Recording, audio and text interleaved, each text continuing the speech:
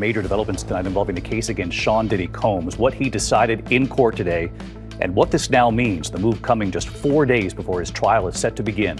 Now, Diddy was in court today. He was wearing the tan MDC inmate uniform, even though the judge gave him permission for when the trial starts to wear regular, what they're calling business casual, a button-down shirt. But he was offered a plea deal to make this whole case go away. But Diddy stood up through the entire reading and this entire process of back and forth with the judge and the prosecutors and the defense team, and said that he understood what he was doing. He did not want the plea deal, and that he was officially rejecting it. What made you come here to support Puff?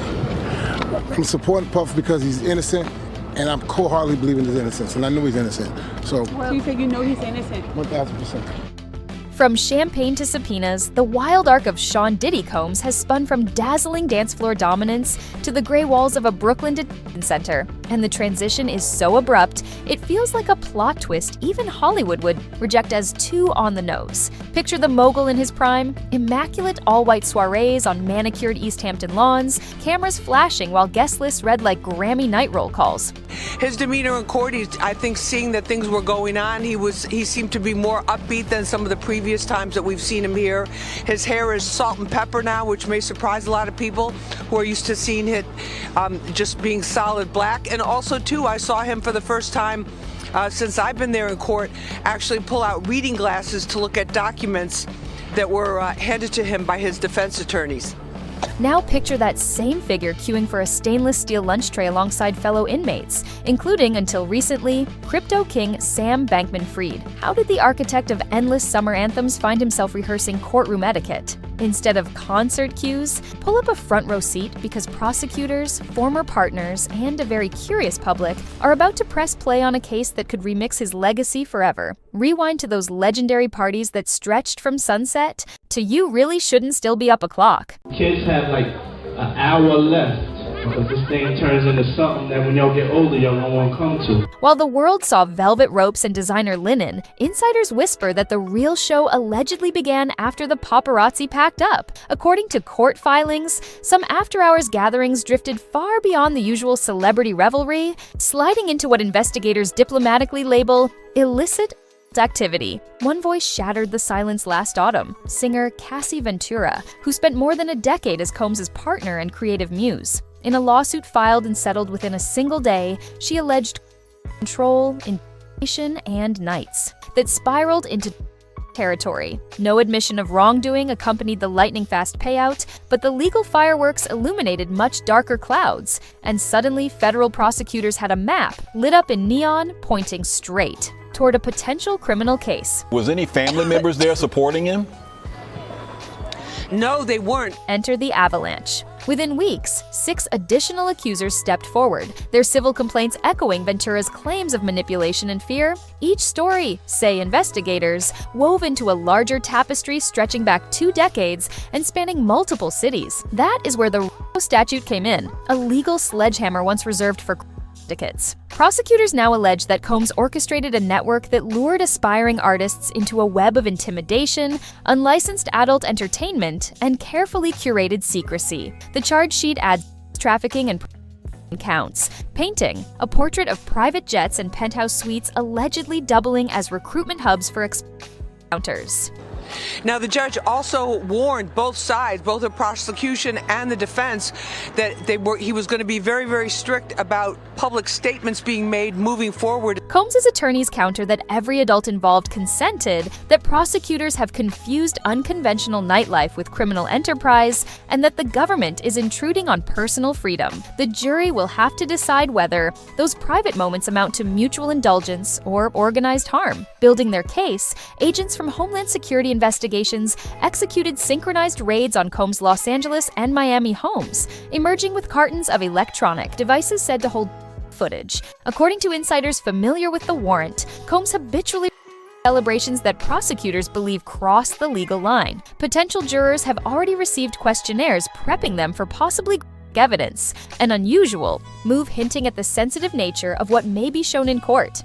Jury selection begins Monday, David. Prospective jurors have already started answering written questions. If Combs is convicted, he faces what could amount to a life sentence. Sean Combs is such a high-profile defendant, and it's always difficult or more difficult to find a jury in those cases.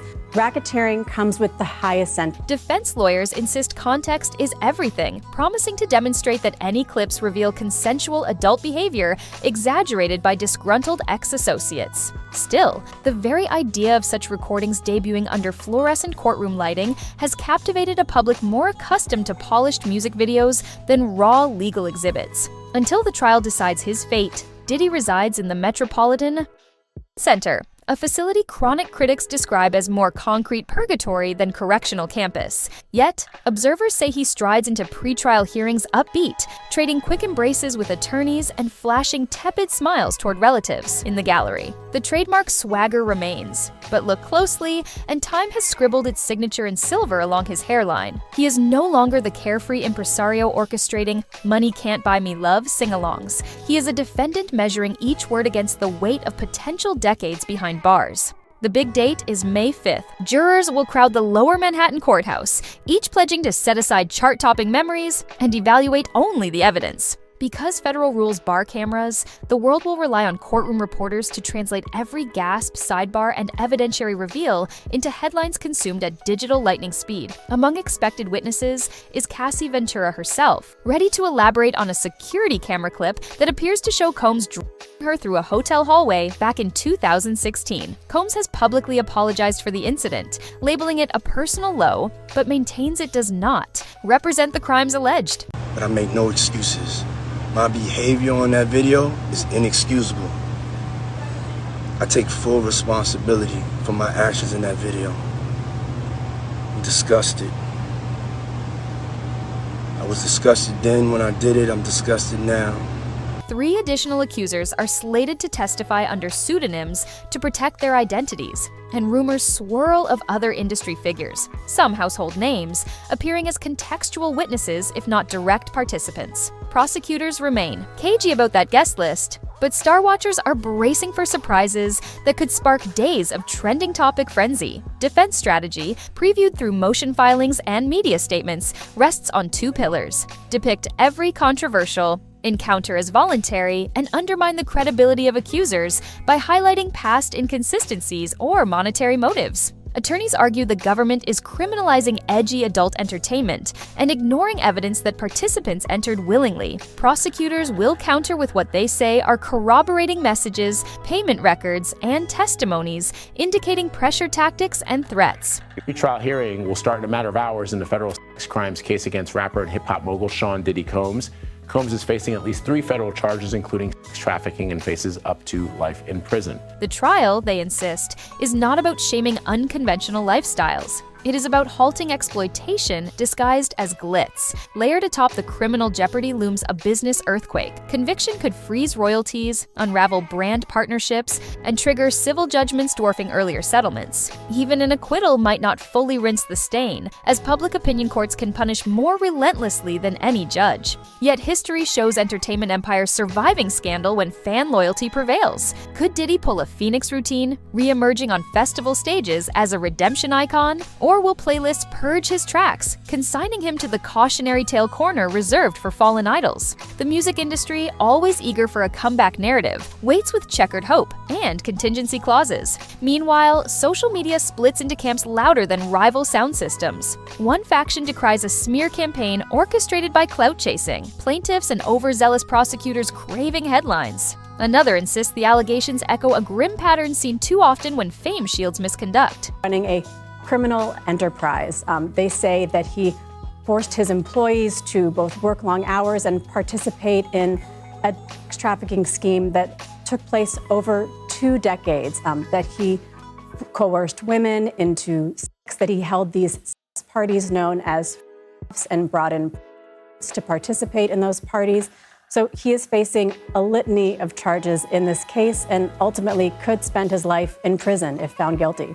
Both sides sling theories faster than the algorithm can recommend them, and each breaking leak reignites debate like lighter fluid on a grill. Legally, though, only 12 jurors will count, their verdict echoing in courtrooms and comment sections. Alike, the financial investigators also have a subplot brewing. They are following funds that allegedly moved through shell companies and overseas accounts as production fees or consulting retainers. Defense accountants insist paperwork proves legitimate expenses. But if any witness flips, say, a bookkeeper with late-night doubts, the prosecution's narrative could gain rocket fuel. Conversely, should key accusers falter under cross-examination, reasonable doubt may rise like a stage platform at a stadium show. Closing arguments promise the rhetorical equivalent of a headlining battle, prosecutors stitching 2 decades of stories into a single suspense-laden quilt, defense lawyers reminding jurors that allegations do not equal proof. Then the deliberation door shuts, and the world holds its breath. Will the jury deliver a finale that redefines the arc of a music legend, or will Diddy stride free,